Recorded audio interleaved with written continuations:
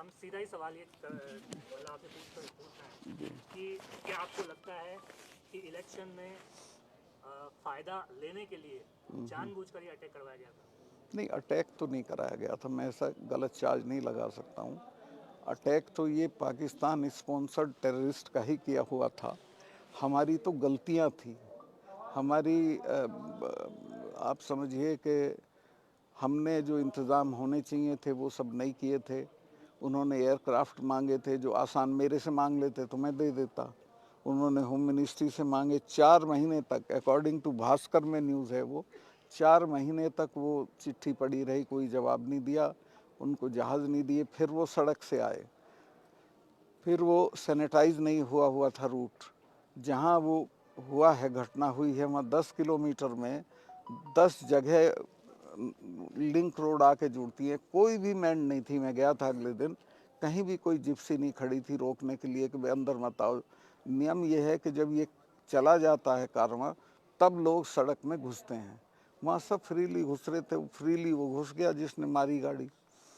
वो हमारी गलतियाँ, इसमें जो मैंने कहा है उसको ठीक से समझ लें। मैंने, प्रधानमंत्री जी ने जब मेरे से पूछा, वहाँ कॉर्बेट पार्क में वो शूटिंग करा रहे थे निकल के कि सतपाल क्या हुआ, मैं कहा साहब ये ट्रेजेडी हो गई, इतने हमारे जवान मारे गए और मैं तो बहुत दुखी हूँ चूँकि ये हमारी गलतियों से हुआ। और अगर हम जहाज़ दे, और भी कई गलतियाँ, पर अभी तो मैं जहाज़ वाली आपको बता देता हूँ। तो उन्होंने कहा कि तुम अभी चुप रहो, मैं दिल्ली आ रहा हूँ तब करेंगे कुछ। फिर उसमें कुछ होना नहीं था, हुआ नहीं। ये इसी पे मैं चूँकि 1-2 चैनल को बोल चुका था, ये भी कहना गलत है। अमित शाह जी का मैं बहुत सम्मान करता हूँ, उनसे आर्गुमेंट में नहीं पढ़ना चाहता कि उन्होंने कहा कि जो जब पावर में होते हैं तब नहीं कहते हैं। तो मैंने तो उसी दिन कहा था और प्रधानमंत्री जी ने भी मुझे आगे बोलने को मना किया और नेशनल सिक्योरिटी एडवाइज़र ने भी फ़ोन करके कहा कि सतपाल भाई आपका 2 जगह मेरी वो आ गई थी, बीट मैंने दे दी थी। तो उन्होंने कहा कि अब मत बोलिए इस पे आप। मैं कहा ठीक है, नहीं बोलता। और फिर उसमें कुछ नहीं हुआ। तो मुझे इस बात का सख्त अफसोस है कि इतनी बड़ी ट्रेजेडी को हमने बहुत लाइटली लिया और शायद इसलिए कि हम उसका राजनीतिक उपयोग कर सकते थे, वो किया हमने। लेकिन आप तो एलजी थे, पुलिस और सीआरपीएफ तो आपकी को रिपोर्टिंग करती उस समय कर रही थी। मैं एलजी नहीं था, मैं गवर्नर था फुल फ्लेजेड। तो और सीआरपी कभी हमको अपने मूवमेंट रिपोर्ट नहीं करती है, पुलिस करती है। सीआरपी अगर मुझे रिपोर्ट करती और कहती कि हमको जहाज़ चाहिए तो मैं आधे घंटे में 5 जहाज़ करा देता। माननीय, आप जैसा कह रहे हैं कि उस समय आपको पीएम साहब ने मना कर दिया कि आप बोलेंगे नहीं, तो आप क्यों बोल रहे हैं? आप अभी कहाँ बोल रहा हूँ मैं, बता रहे हैं ना, ये तो मैं तब भी बता रहा था। ये लापरवाही थी बड़ी, बहुत बड़ी लापरवाही थी, हमारी सबकी थी, मैं जवाबदेही भी, किसकी है? मेरी भी है, सबकी है। लेकिन आपने क्या उस समय किया उस आपने समय, सर? पब्लिकली क्यों नहीं कही ये चीज़? पब्लिकली कहा ना मैंने। नहीं सर, उतना खुलकर आप उस वक्त बोल नहीं पा रहे थे। किसान आंदोलन के दौरान आप सरकार को घेरना शुरू कर चुके थे। किसान आंदोलन पे तो मैं खुल के बोला, जी। इस पे मैं इसलिए नहीं बोला कि ये नेशनल सिक्योरिटी का मामला था। और अगर प्रधानमंत्री किसी भी कारण से आपको कहते हैं कि आप अब इस पे मत बोलिए तो आपको उतना लिहाज तो करना पड़ता है। नहीं, सरकार की तरफ से जाट उपराष्ट्रपति के लिए चेहरा थे, कौन, मैं कभी नहीं था। ऐसे मैं चल रही हैं कि कभी इच्छुक नहीं था। मुझे कहा गया था कि अगर तुम किसानों पे नहीं बोलोगे तो राष्ट्रीय बन सकते हो, बन सकते हो। मैंने कहा मुझे कुछ नहीं बनना, पर मैं किसानों पे ज़रूर बोलूँगा। लोग कह रहे हैं कि इस टीस में आप ना, मुझे कोई टीस नहीं है किसी भी तरह की।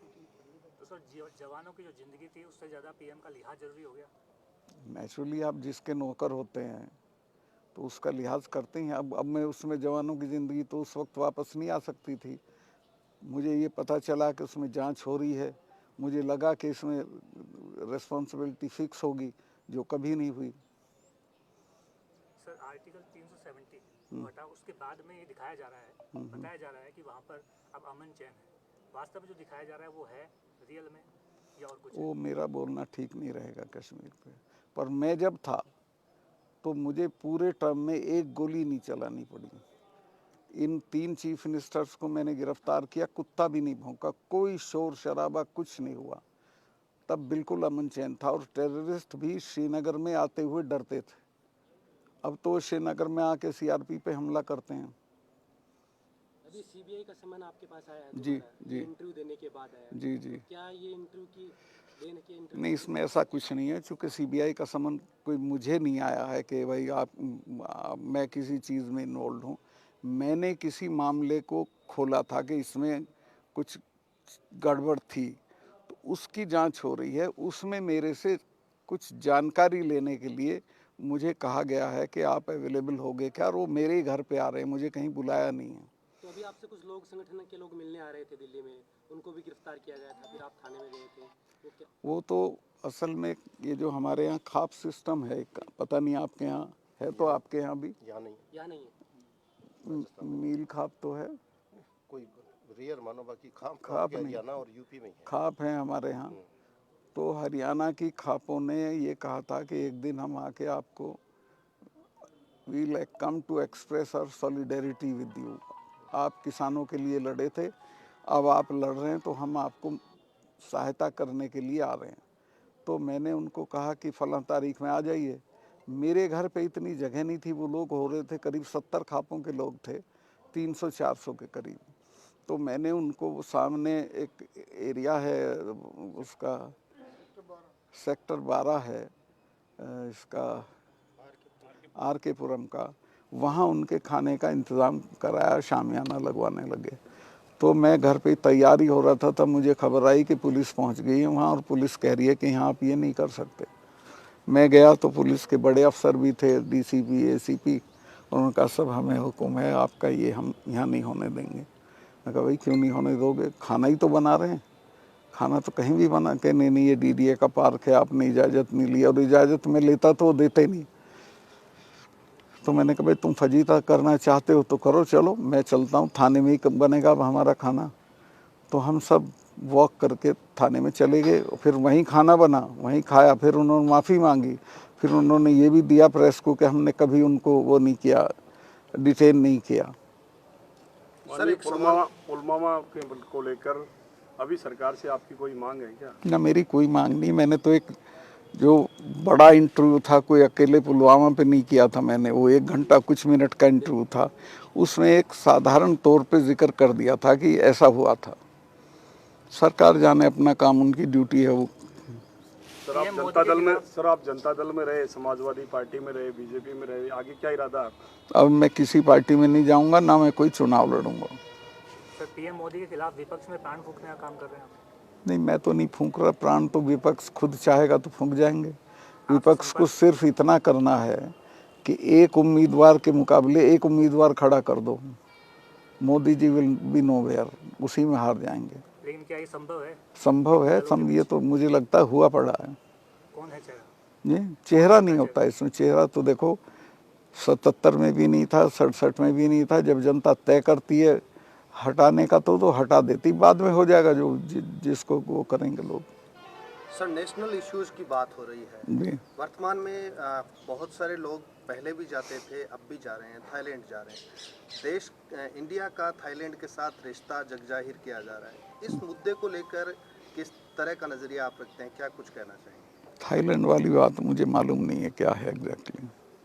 सर राजस्थान में आप घूम रहे हैं, अब चुनाव भी है, आपको क्या लग रहा है इस बार किसका पलड़ा भारी हो सकता है? कुछ चुनाव में कोई भविष्यवाणी नहीं की जा सकती। जनता जनार्दन है, पता नहीं किसका पलड़ा भारी कर दे, किसका नहीं चाहिए। तो आपसे जानना चाहता हूँ मैं क्या हाल है। आपने भी तो फीडबैक लिया होगा ना सर? मेरा फीडबैक मेरे साथ है, उसको मैं अभी आपसे शेयर नहीं करूँगा। और एक दिन में राजनीति बदलती है। आपने एक जगह कहा था कि यदि वसुंधरा राजे उम्मीदवार हो तो बीजेपी जीत सकती है। ये वसुंधरा राजे अगर उम्मीदवार हों तो बीजेपी के ज़्यादा चांसेस हैं, और अगर वो उम्मीदवार नहीं होंगी तो बीजेपी के कोई चांसेस नहीं। सर, 3 काले कानून जो आंदोलन हुए, क्या वो वापस बैक आ सकते हैं प्रदेश के बदले पर एक बार फिर? वो नहीं आ सकते। हम जब मर जाएंगे तब आ सकते हैं। जब तक हम लोग हैं, किसान संगठन हैं, वो कभी वापस नहीं आ सकते। मेरा एक सवाल है जी। आपने जो प्रधानमंत्री के लिए कहा, पुलवामा को लेकर जो कहा, आमतौर पे अगर इस तरह का बयान आता तो उस पर काफ़ी माहौल बनता, काफ़ी लोगों में चर्चा बनती, लेकिन मेन स्ट्रीम मीडिया ने इस आपके इंटरव्यू पे बात बिल्कुल नहीं करी है। ना प्रधानमंत्री कोई जवाब दे रहे हैं, ना पीएमओ ने कोई उसके ऊपर स्पष्टीकरण दिया है। क्या लगता है आपको जब आप इस तरह की स्थिति देखते हैं कि इतनी बड़ी बात बोलने के बाद? मेरी जानकारी ये है, देखिए सोशल मीडिया ने तो कोई कमी नहीं की है, मेरी जानकारी ये है कि उसी शाम पीएमओ में बुला के नेशनल मीडिया के इम्पोर्टेंट लोगों को ये कह दिया गया था कि एक लाइन नहीं जानी चाहिए इसकी, और 8 दिन से अतीक चल रहा है, ये नहीं चल रहा। वो तो सोशल मीडिया है, वो उठाए हुए, तो उसको तो आप रोक नहीं सकते हैं। सर एक सवाल ये है, जी। आपने पुलवामा का मैटर उठाया, बिना युद्ध के नौजवानों की जो है शहादतें हो रही हैं, उसको लेकर आप क्या सोचते हैं? क्या सरकार गंभीर है, क्या कुछ कर रही है? नहीं, उसमें तो जो करना चाहिए वो नहीं कर रही है। मैं तो सबसे पहले तो ये जो इन्होंने शुरू किया है अग्निवीर, मैं इसका आलोचक हूँ, ये गलत है। ये फौज को ख़त्म करने का दो साजिशें हैं सरकार की। खेती ख़त्म कर दो, खेती को बिना मुनाफे की कर दो ताकि किसान छोड़ भागें, और फिर इसको कॉरपोरेट को दे दो। इसी तरह से इनके बच्चे फौज में जाते थे, फौज को निरर्थक कर दो। अब ये बताइए 4 साल के लिए कौन अपनी जान देने जाएगा? मजबूरी में नौकरी के लिए वो चला जाएगा, पर उसमें वो जज्बा होगा क्या जो होता है? तो राहुल गांधी की जो सदस्यता खत्म की गई है जी। संसद से, उस पर आपकी क्या टिप्पणी रहेगी? क्या वो इलीगल है? नहीं, लीगल तो वो जल्दबाजी में किया, उसको टाइम देना चाहिए था, सॉरी, ऊपर कोर्ट में जाने के लिए। सबसे खराब काम हुआ है कि उसको पार्लियामेंट में अपना पक्ष रखने की अनुमति नहीं दी गई स्पीकर की तरफ से, जो उसका अधिकार था। जब उसके खिलाफ 3 मिनिस्टर बोले तो उसका ये अधिकार, उसकी गैरहाजिरी में बोले तो उसका ये अधिकार था कि वो उनका जवाब दे, लेकिन वो स्पीकर ने उसको अधिकार नहीं दिया। सर अमित शाह ने कहा है कि आप उनसे दूर होकर इस तरह की बातें कर रहे हैं, तो आप उनसे कितना दूर हो चुके हैं, क्या कुछ? अमित शाह साहब का मैं बहुत सम्मान करता हूँ, और उनसे मैं किसी आर्गुमेंट में नहीं पड़ना चाहता। उनकी जो एक मूल बात है, और वो ये है कि जब वो गवर्नर थे तब उन्होंने ये बातें नहीं उठाई, तो मैं एक करेक्ट कर दूं, मैंने तब पुलवामा भी उठाया था, सेम डे उठाया था, अगले दिन उठाया था, कई बार उठाया था, और किसानों वाले मुद्दे भी मैंने जब मैं गवर्नर था तभी उठाए थे। तो ये गलत है कि मैं जब पावर से हट गया तब मैंने उठाया।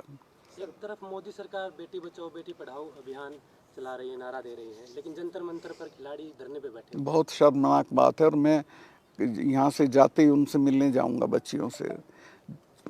कितनी मेहनत करके, कितनी बुरी स्थितियों में वो देश के लिए गोल्ड मेडल लाती हैं, और उनका, और कोई भी महिला जब ये कहे कि मेरे आबरू पे हमला किया गया, तो बहुत मजबूरी में कहती है, और आप उसकी FIR भी नहीं कर रहे हो, और कुछ नहीं कर रहे हो, अपने MP को हटा नहीं रहे हो।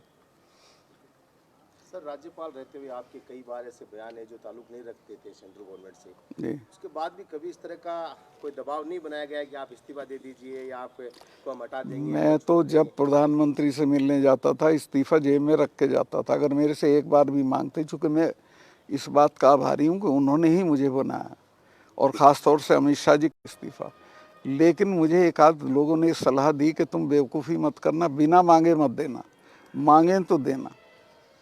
सर राजनाथ सिंह एक बड़ी शख्सियत भारतीय जनता पार्टी में है, फिलहाल उनके कैरियर को लेकर आप क्या सोच रहे हैं? किस तरफ कैरियर जा रहा है? क्योंकि आप भी काफ़ी बीजेपी के अंदर काफ़ी बड़ी शख्सियत माने जाते हैं। नहीं, मैं उनके कैरियर पे कैसे कमेंट कर सकता हूँ? वो प्रधानमंत्री के सीरियस उम्मीदवार हैं, और उनके भाग्य में होगा तो हो जाएंगे। सर दो चूँकि वो, फाइलों पर हस्ताक्षर का मुद्दा छाया हुआ था, एक का नाम आपने लिया था, दूसरा कौन है सर जो संघ से जुड़े हैं? देखिए, ये 2 फाइलें नहीं थी, 2 मामले थे। एक था इंश्योरेंस का, और एक था एक हाइडल प्रोजेक्ट का। तो हाइडल प्रोजेक्ट में संघ का कोई आदमी नहीं था। हाइडल प्रोजेक्ट में जो आदमी था वो प्रधानमंत्री जी के काफ़ी नज़दीक है। वो मैंने उन्होंने ही मेरे से कई बार कहा था, भाई तुम उससे मिले नहीं मिले, हसीब द्राबू उसका नाम है। तो मैं एक दिन मिल लिया, तो उसने फिर कहा कि आपने बड़ा बुरा किया, हमारा वो ख़त्म कर दिया, पर हम तो करा लेंगे। तो मैंने प्रधानमंत्री जी को दूसरे तीसरे दिन जब मिलने गया, तो मैंने कहा साहब वो मिल लिया मैं हसीब द्राबू से, वो तो ऐसे ऐसे दलाली का केस ले रहा था, मैंने तो मना कर दिया, मैं तो नहीं करूँगा। तो उन्होंने ही सपोर्टेड में कि ठीक किया तुमने। दूसरा जो इंश्योरेंस का मामला था, उसमें और ये करेक्ट कर लें, आपके सामने कह रहा हूँ, फिर आप कहेंगे मुझे किसी ने कोई ब्राइब ऑफर नहीं की थी। मुझे अफसरों ने बताया था कि इनमें इतना रुपया है, इन दोनों केसेस में इतना रुपया इन्वॉल्व है, यानी किसी को मिलेगा। तो खैर वो तो दोनों कैंसिल हो गए, इसलिए वो ना मिला ना सवाल उठा। लेकिन ये जो थे आरएसएस वाले अपने राम माधव जी, जिस दिन मैंने कैंसिल किया इंश्योरेंस वाला, उसके अगले दिन सवेरे बिना नहाए धोए मेरे घर आ गए, और मैं भी नहीं नहाया, 7 बजे थे। तो खैर मैं शिष्टाचार में उनसे मिला, मेरे को बताओ भाई साहब क्या है। तो उन्होंने कहा कि वो कैंसिल कर दिया क्या। मैं कहा मैं तो कैंसिल कर दिया। कहने चिट्ठी चली गई। मैं कभी पूछता हूँ, मैंने चीफ सेक्रेटरी को फ़ोन करके पूछा कि उसकी चिट्ठी चली गई क्या। कहें जी वो तो रात ही चली गई। तो वो काफ़ी व्यथित हुए और चले गए। फिर बस इतनी हमारी बात थी। उन्होंने ना कुछ मुझे ऑफ़र किया, ना मैंने उन्हें कुछ ऑफ़र। सर अंतिम पर सवाल उनकी उसमें दिलचस्पी थी कि वो हो। खबरें तो ये चली थी 300 करोड़ का ऑफर दिया गया था, 150 करोड़ था दोनों में। दोनों मिला के। दोनों में 150 करोड़ था, और ये पूरे टॉक ऑफ द टाउन थी। ये ऑफर मिला था आपको कहीं? जी ऑफर आया था कि? नहीं, मुझे नहीं आया किसी का, मैं झूठ नहीं बोलने का, किसी का ऑफर नहीं आया मुझे।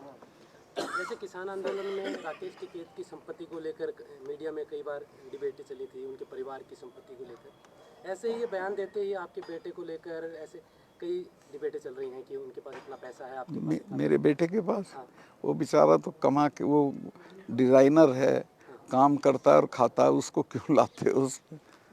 ऐसे मीडिया मेन स्ट्रीम में चला है स्टोरी से। नहीं, कोई नहीं, कहीं नहीं देखी मैंने, आप ही कह रहे हैं।